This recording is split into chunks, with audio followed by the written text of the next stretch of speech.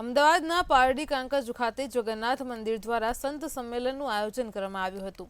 આ સંમેલનમાં અખિલ ભારતીય સંત સમિતિના નવા નિયુક્ત થયેલા સંતો તેમજ પદાધિકારીઓ માટે અભિવાદન સમારોહ પણ યોજાયો હતો।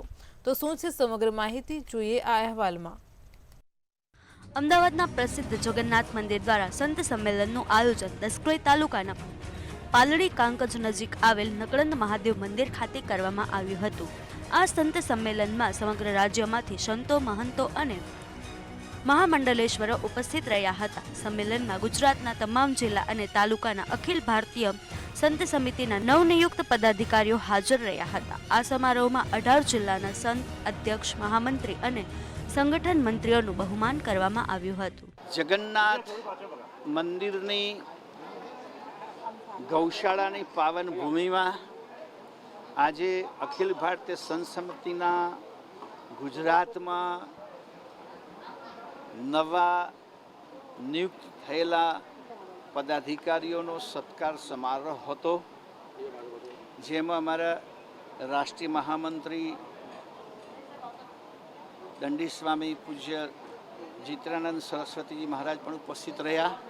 कि लंबे समय से कि हमारे जो पुराने मंदिर हैं, जिसे गुजरात में जूना शब्द प्रयोग करते हैं, वो उपेक्षित पड़े हैं, उनका भी जीर्णोद्धार हो और उन मंदिरों में भी लोग जाएं। हमारे गांव का मंदिर हमारा मंदिर है, इसलिए कोई ज़रूरी नहीं उस गांव के मंदिर पे कोई साधु होगा, हमें ही उसकी रक्षा करनी पड़ेगी। इसलिए सप्ताह में एक दिन अपने गांव के मंदिर के साफ सफाई में उसके पूजा पाठ के लिए हमें लगाना है। आ संत सम्मेलन में उपस्थित रहेला राष्ट्रीय महामंत्री जितेंद्र सरस्वती महाराज द्वारा राम मंदिर निर्माण साथ हिंदू राष्ट्र की बात करता कह્યું કે આજે દેશમાં 4 म એટલે કે મૂર્તિ, મંદિર, મુહૂર્ત અને મોદી ચર્ચામાં છે।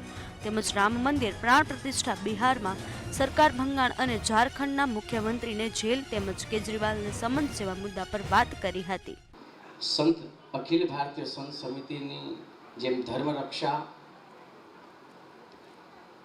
ગૌ રક્ષા, પર્યાવરણનું જતન અને રાષ્ટ્ર રક્ષાનું 3 આ મુખ્ય કાર્ય છે। આપણે સૌ મળી માનનીય અધ્યક્ષજીએ, મહામંત્રીશ્રીએ આપણને ખૂબ વિસ્તાર વાઇઝ સમજ આપણને આપી છે। એ પ્રમાણે આ સંત સંમેલનમાં વિશ્વ હિન્દુ પરિષદના અધ્યક્ષ અશોક રાવલ પણ ઉપસ્થિત રહ્યા હતા અને તેમણે વેલેન્ટાઇન ડેની ટીકા કરી હતી। તેમજ તેમણે જણાવ્યું હતું કે 14 ફેબ્રુઆરીએ આવતો વેલેન્ટાઇન ડે હિન્દુએ ઉજવવો ના જોઈએ, તે આપણો તહેવાર નથી। વેલેન્ટાઇન ડેના દિવસને આપણે માતૃપિતૃ પૂજન દિવસ તરીકે ઉજવશું। આપણા દેશની સંસ્કૃતિને ટકાવી જો હશે, જો પશ્ચિમી સંસ્કૃતિ જે આપણી પર હાવી થઈ રહી છે એને બચાવવું હશે તો વેલેન્ટાઇન ડે એ આપણા માટે નથી। આપણા ત્યાં માતૃપિતૃ પૂજન એ દિવસ 14મી ફેબ્રુઆરી મનાવવો જોઈએ। કેમ કે આપણી માતા પિતાનું ઋણ આપણી પર રહેલું છે અને જે માતા પિતાએ આપણે જન્મ આપ્યો છે એમને આપણે પૂજવા જોઈએ, એનું પૂજન કરવું જોઈએ, જેથી કરીને સમાજમાં એક સારી પ્રતિષ્ઠા ઊભી થાય। આજે યોજાયેલ સંત સંમેલનમાં નિષ્ક્રિય બનેલા મંદિરનો જીર્ણોદ્ધાર, લવ જેહાદ, ધર્મ પરિવર્તન તેમજ સાહિત્ય બચાવવા સહિતના વિવિધ મુદ્દાઓ પર મંથન કરવામાં આવ્યું હતું।